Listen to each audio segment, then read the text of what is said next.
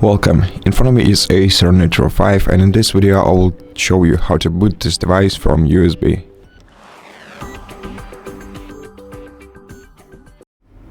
So first of all, insert the bootable USB flash drive into your laptop, then press power button to turn this device on and start repeatedly clicking F12 button in order to wake up the boot menu.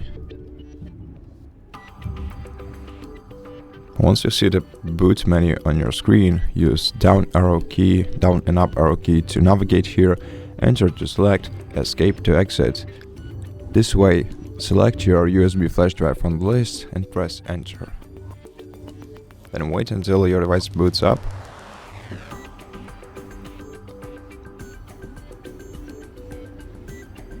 And basically this way you will boot into your USB flash drive.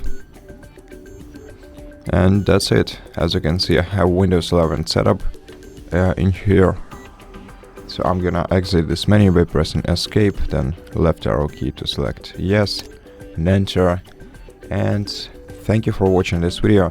If you liked it, consider subscribing to our channel, leave us a like and a comment below, and I'll see you in the next one.